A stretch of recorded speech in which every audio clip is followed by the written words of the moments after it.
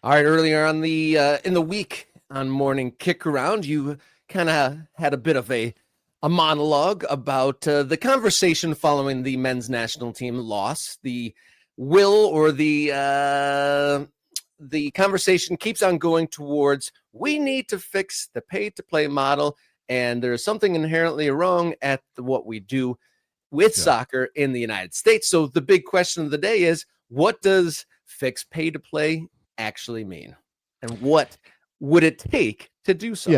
Yeah, this is going to be more of a nuts and bolts conversation, or it's going to be a conceptual conversation about the idea of replacing pay to play. So on Wednesday, and, I've actually posted clips of that, my little monologue in other places, and I've seen a reaction, which is, what are you talking about? Absolutely, we lost that game because of pay to play. And again, I want people to understand what I'm saying is, it's not that I think pay to play is good or that we shouldn't work towards undoing the problems inherent in play to play. It's just to say we lost that particular game for reasons of pay to play is ridiculous to me. Now you can say that performance and the state of the U.S. men's national team is downstream of pay to play if you want to. You can make that argument, even though Serginho Dest and Jedi Robinson and Christian Pulisic went to Dortmund at 16 and Balogun came through the Arsenal Academy, and I could go on and on here. And there's a touch of German in Weston McKennie, which is one of the. Whatever. He came through the Dallas system, so that's okay. But the point is, like, people get really wrapped up in pay to play as the reason for everything, and it becomes this magical thinking thing where if only we got rid of pay to play, we would be a top-level soccer nation. Now, I'm not sure I believe that, but again, it's not that I don't think we should get rid of pay-to-play if that's even possible. So Henry Bushnell wrote a piece at The Athletic that went up this morning that addresses directly the idea of what is pay-to-play. Okay, not just like, this concept that people have, because I think, obviously, what do you understand pay-to-play to be, Rob? What do you understand? If youth players want to get access to the most competitive teams with the best coaching, they have to pay significant sums to be on the clubs to get those resources. Okay. And generally speaking, that is exactly right. What Henry outlines is that really the issue isn't necessarily pay to play, although I guess any cost you could argue is bad. It's pay to play and travel where things get really expensive. Right. And this is where people, I think, mostly have an issue, right? The idea that in order to get decent quality competition, to get the right coaching, when you're 15, 16, 17, you're going to have to spend $20,000 a year on elite travel soccer. Right.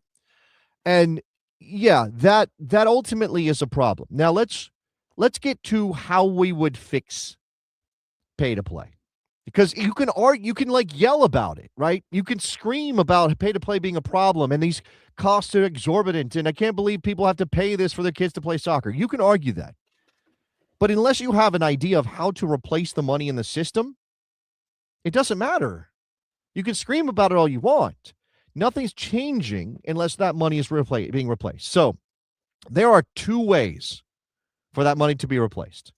All right. Number one is a government program, a ministry of sport, a socialist idea of taking money that is collected from taxpayers and other things, tariffs, I don't know, whatever money the government collects, you put a portion of that into a ministry of sport or some other body named such, and then you spend that money to hire coaches and start soccer teams and programs, et cetera, et cetera.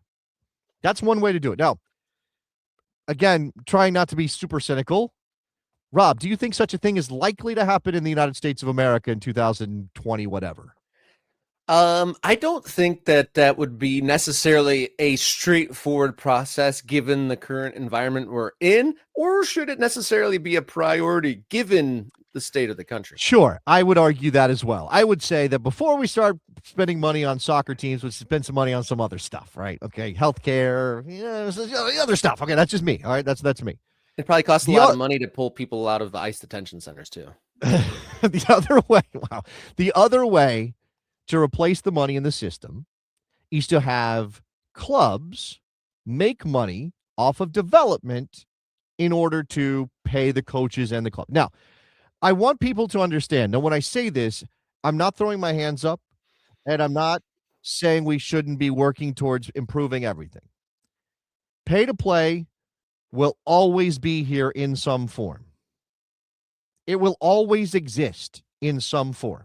And that exists in other countries that we want to model ourselves after too. Exactly. Right. But there's both. But there's both.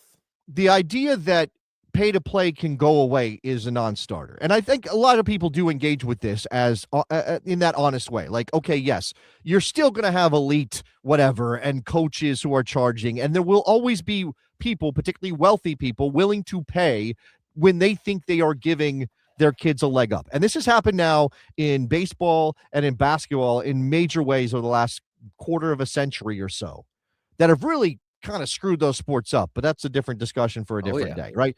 Pay to play, pay for access, pay for travel, pay for showcases, pay to get in front of scouts, that's all in there, and it's all mixed up in all of our youth sports, and it's not going away. In my mind, the only way to get to where we want to be with soccer, which is to say, give more kids access to higher level coaching opportunity or coaching environments and training environments and all those things. The only way to, and it'll never be perfect, and there will always be kids left out. But the only way to do it in my mind is for there to be many more professional soccer teams with academies. Oh yeah. Yeah. That's it. That's the way. As far as I can tell, that's the only way to do this. Now, again, that's happening already, right? Like MLS academies are free, and there are other teams at other levels. Louisville's got an academy. El Paso's got an academy. Like all these teams now have academies. I don't know, all of them are free, Rob? And I don't know, I wouldn't say all, like the USL teams, they are trying, and there's some that are doing it, but I wouldn't say that's widespread that all the teams have academies, especially not free ones. Yeah, exactly. And obviously getting a free academy off the ground, that is about, again, the business of lower division soccer is tough enough, and then we're going to start an academy. Again, where does the money come from to pay for all of the infrastructure we need for an academy? If it's not from the parents, if you're taking the payment element, the money coming in away from the parents, it's got to go somewhere.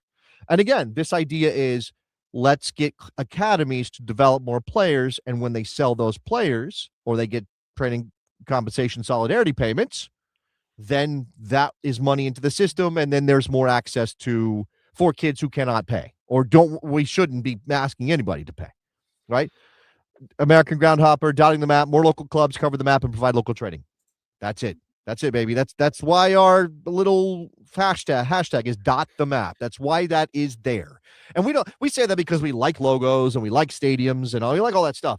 But really, this is about that, right? And it's not just about development for the sake of the national team or something. I mean, that's not my proposition here. My idea is soccer is a good, and opportunities like that are good in a sense.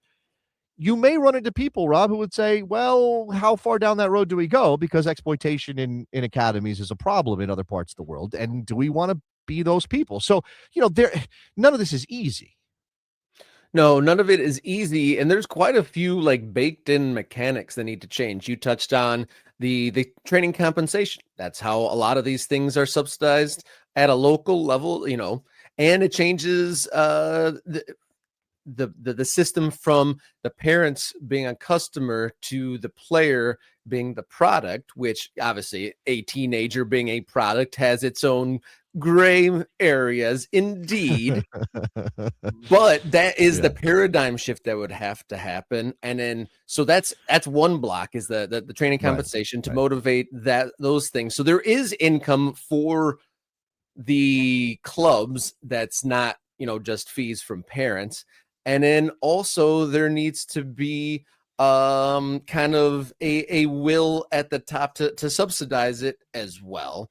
And who would be like we're really good at pointing out problems, right? It's like, and that's kind of what got your hackles up is like fix pay to play and we'll be golden. This and that. And it's like, well, it's like the underpants gnomes thing. Viper, cheers. Thank you so much for chipping in. But yeah, it's like, where do we go from, A to C? Where's the B? Like, so is it the power brokers, like the folks that paid for Pochettino to become the men's national team coach? Is it something like that where they create some sort of American, like, because we were talking about the government like having a ministry of sport and making a subsidy, or it's probably more likely a private sector thing would be set up. Well, that's capitalism, right? Again, capitalism. Like instead of like, and this is like where people get point to charity, like, oh, so many people give to charity. They wouldn't have to if we had better safety nets. Whatever. Not going to get into it. Okay.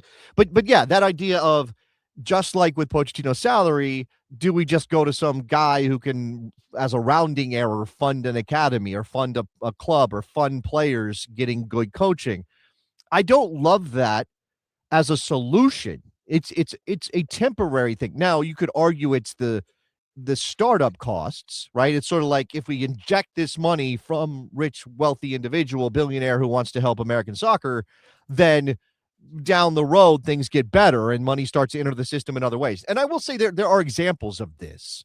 I will point to Richie Graham at the YSC Academy outside of Philadelphia. That is the academy that is now attached and is the Philadelphia Union Academy. And years ago, when I was working on a different project, I went up there and visited the academy and talked to Richie Graham. Richie Graham is a guy who grew up with a lot of money, kind of a trust fund kid. He went to a special school for learning how to be an Olympic skier. Like he went to high school to be an Olympic skier. It's a wild can we story. all daydream about what that life would be like? I mean, I don't know.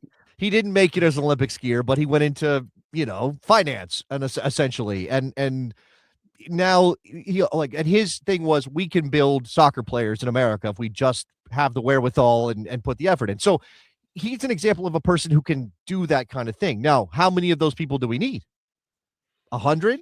Like 1,000? one in every state, probably. I mean, at least, right? But even then, you're talking about pinch points. And that's the other thing. Like, I want people to assuage themselves of the notion that we're ever going to have the net so tight, every single talented soccer player who might be good when they're, showing signs of potential at 7, 8, 9, 10 is going to get caught by the system. That's impossible. Right? In a country of 350 million people with the geographic spread we have, it's just not happening. Now, it doesn't mean that we can't get a lot better, right? And I think what I was frustrated by with people bringing up pay to play on Wednesday or Tuesday after the loss and saying that's why we lost the game. Again, you're missing the forest for the trees. We didn't lose that game because of pay to play, but we are not meeting our potential in part because of pay to, among many other things that we've got going on in this country when it comes to soccer, in part because of pay to play. But don't just throw a blanket over the whole system and say that's pay to play. Think about this as things we can chip away at in certain areas. And I don't just mean geographically or whatever, but that's obviously a way to go about it too. But I mean in culturally, right? Breaking apart this notion that the only way for your kid to become a professional soccer player is for you to spend $20,000 a year on them. And I work with a famous soccer person on a daily basis. And you know what he tells me all the time? What's that? There are too many not great soccer players paying for their spots in these academies, and that these clubs are not ruthless enough to let them go because mom and dad are paying and that club wants that money. So he's saying that there's a culture of mediocrity baked in through the very fact that we have kids paying, which that makes a lot of sense. Like logically, that makes sense. So how do we unpack that? How do we break that apart? How do we get out? How do we get more clubs as a mission statement to say, we're not going to give a kid a spot just because mom and dad are willing to pay. We're not going to promise you're going to get a college scholarship off of being in our club just because it's good for our bottom line. A lot of the coaches that are involved in the soccer across the United States at all levels tend to have to be more customer service representatives to keep the families of their kids on the teams happy, rather than just basically trying to turn these kids into the best possible players they could be. And that's all part of it. And as we're talking through this and the actual like fixing it, so if the subsidizing of academies, that's a big chunk of money that might reduce the possibility of it. But what is the key to progressing, I think, of like actually heightening and making more quality players is maybe instead of subsidizing whole academies, you subsidize the coaching training programs. Sure. And reducing the access there. So we add more coaches, and there's more people spread across the United States that if they do have kids in front of them, they are able to elevate them. If we're not able to at least get the peak, well, I also think we raise the floor. Coaching education is absolutely part of this. And I know, and I haven't checked on the fees recently, but I know some of the higher level courses through US Soccer cost a lot of money. And people have to invest, and you have to go. Like, you can't do those courses online. You have to go in person to get the highest level courses done, and that requires time and money investment for people who might not have that wherewithal. So again, we have an issue maybe in coaching education, but I also think that people need to remember that, again, when I talked about how American football is the furniture and basketball and baseball are the furniture, we presume a level of confidence or competence, excuse me. There's a level of competence when it comes to volunteer coaches in our other sports that we don't have in soccer, right? This is the age-old problem of like dad coaching the soccer team and reading Soccer for Dummies, right? Like that's still a thing. Don't think that's not a thing because we've been playing MLS for 30 years or because we went to the World Cup in 1990 and had one in 94. We're still dealing with a lot of people in this country who are being exposed to the game for the first time through their kids or their grandkids. And again, like this thing about like, if you ask the average NFL fan how to play football or how to coach, what techniques are, either they played high school or they played Pop Warner or they just know from watching a lot of it, right? And that's the same thing for basketball. And like, watch a British person try to swing a baseball bat. It's hilarious, right? Because or play basketball. Or play basketball. They didn't grow up with it. Their body isn't core. But the average American who grew up in this country, I never played organized basketball in my life. It was not my sport. But I can go out and look like I know how to play a little bit of basketball. I certainly look a lot more like I know how to play basketball than any British person out there because it's baked into my culture. It's just always been around. When I go to the park, there's some guys playing basketball. Oh, can I play too? We shoot some hoops, right? We take that for granted. That is only just becoming something with our soccer, right? It's only just becoming a thing that your kid can take a ball and run outside and find 5 other kids to play a game. In a lot of neighborhoods. I mean, in enough neighborhoods that it matters culturally. Obviously, there's been neighborhoods where that's been happening for a long time. But we're only getting to the point now where it kind of feels like it's more universal and ubiquitous. And I think that that's a thing that we cannot cheat. You cannot cheat the institutional knowledge that comes from everybody's dad knowing a little bit about the game. Or mom, for that matter. I mean, mom or dad, it doesn't matter. Like those, and who are the best soccer players we have typically, Rob? Coaches' kids. Coaches' kids. Coaches' kids are the best soccer players we have. Because I mean, there's been 3 on the national teams. I mean, in just our memory, we can point out coaches' kids who made it to the top level. But like also to further your point about being part of the furniture in the culture as a whole, in the town that I live in, they got really good, robust like rec soccer programs and all the different sports. And I was the soccer dad in soccer and did a little bit of travel as well. But then once my kids started experimenting with other sports, you see how much other sports are ingrained, because for soccer, it was like, here, come pick up the soccer bag. Here's a little bit of like a piece of information on the basics of soccer. Go have fun. Here's your whistle and your stopwatch. And that's the thing. You go to my town's basketball program and there's high school kids. There's old dads. There's teachers from the high school. There is so many layers. I don't know if they're just strictly volunteers or I think the high schoolers are getting credit, but it's baked into the town in a way to where it's like soccer's just another thing. We've all seen Friday Night Lights or, what was the other one with Dawson? He passed away, sadly. I loved that movie when it came out in the 90s. Varsity Blues? Varsity Blues. It's very, very funny movie. Anyway. I bet you think it's very juvenile now if you watch that again. Oh, absolutely. I'm sure I do. They're in high school. They go to a strip club. It's wild. Anyway, there is a culture in that movie that is depicted where the dads are all out watching high school football practice, and they all have something to say, right? Because Yeah. part of it is they played for the team. But like imagine that there are places in this country where that can happen in soccer, but it's not universally understood. Like it may be more intense in Texas when it comes to high school football, but Ohio and Georgia and Florida and California, they are just as passionate about that sport and just as connected to it generationally as Texas is. And that's something that is only just happening in soccer. And again, I'm not saying that this means we can't be better than we've been at the World Cup. Obviously, there are deficiencies in our national team program, in the way we played against Belgium, in the way we identify players, things that can be made better. We can do things better. I just think we need to recognize that full potential is not a thing that can really happen until that culture gets to that level. And what I mean by that is, like, we will probably always be behind countries like France.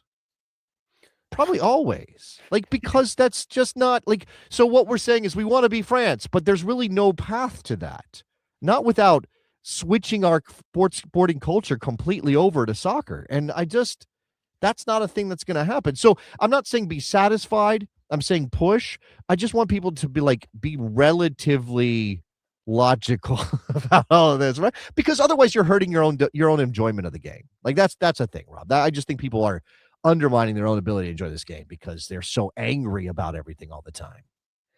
Yeah, the question of can the United States win the World Cup?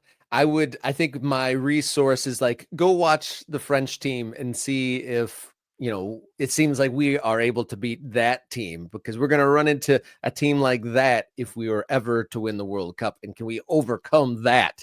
That's huge. And so this segment is, fixing pay to play. This could be a question for the Ultras. I don't know if this is too tricky of a question to put directly on you, Jason, but of the various different things we're talking about, baking into the culture, subsidizations, whether it be private or governmental, what would be the most realistic thing, the first step from going, that's a problem, and pointing at it, to making the change of these things? What would be the most realistic first step to take to what's an active thing we can do? Well, if you give me a bunch of money, I can fix a lot of problems. So it's asking for. No, it is. So look, money. I just put this on the screen from our guy Eric. Okay, my regular reminder that what you're talking about applies to only a very small percentage of clubs in the country. The vast majority of clubs are local nonprofits that work hard to break even. Like, if I want to sign my 5-year-old, if Tiago and I dribbled the ball to school today, and I asked him if he wants to play, and he's like, yeah, I want to play, and I'm like, okay, the wheels are turning. Now, there are several elite soccer clubs. He's 5. He doesn't need an elite soccer club yet. But there are several elite soccer clubs in my general area. There are entry level. There's a boys and girls club down the road, maybe 10, 15 minutes from my house. Like, if I sign him up for the boys and girls club, he's going to get an introduction to soccer, right? It's going to be probably a volunteer coach, maybe somebody who has played at some level, high school, or maybe comes from a culture where soccer is much more ingrained, because I live in a very diverse area. And I'll be okay with that. That's fine. And that's what Eric is talking about. That's the vast majority of participatory soccer in America, right? But we do have this thing where we kind of presume that AYSO and those kind of things don't do enough. They're not good enough, right? They're not good enough. When we say pay to play, we don't mean AYS. I mean, you do pay a little bit, obviously, but we don't mean like your local club, the Boys and Girls Club that has a soccer program. Right? We're talking about the elite clubs, because that's where the elite coaches are, right? And so if you're going to get good, you need elite coaching. So if you're asking me how to fix it, the first thing is to spread the wealth on coaches, or if we don't have enough of them, again, educate coaches. Because as I talk about these things online, I see a lot of people saying, look, the issue right now for the United States of America isn't the number of kids in the system. We are maxed out on the number. And at this point, because so many kids want to play, we are actually doing, even though, again, certain people might say that mediocre players are taking up spots because their parents are willing to pay, there are enough kids in the system that just from a numbers perspective, we will get more talent, right? That's going to happen. That is already happening. Whether we want to be upset about Belgium or not, that's already happening. You look at our team and you look at where some of those players came from. A lot of them are dual nationals, but a lot of them are players who grew up here and then took their talent somewhere else.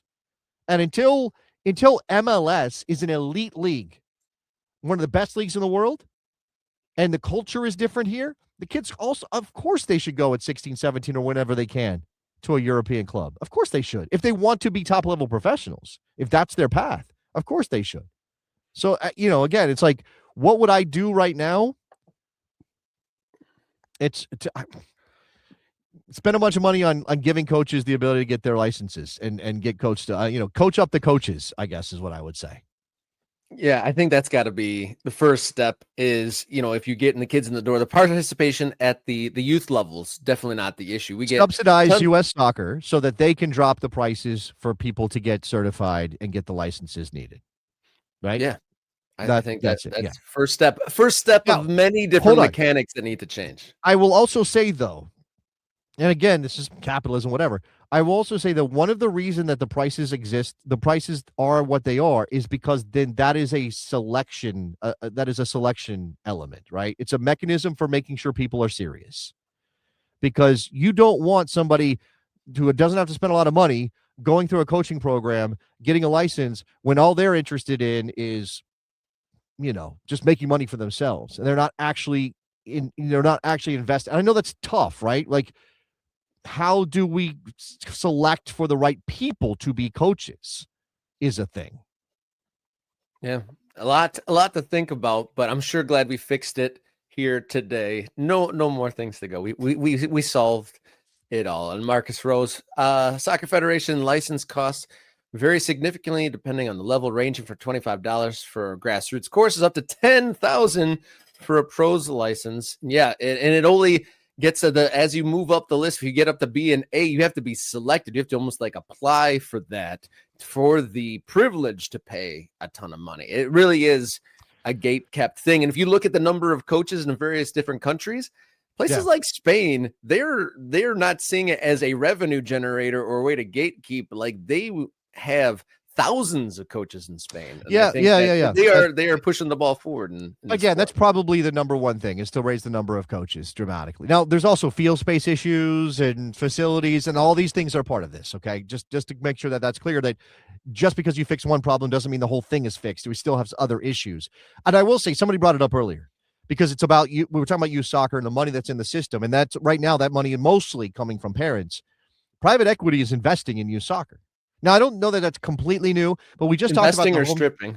Well, we talked about the Homestead project, right? Where Miami FC apparently is going to move to.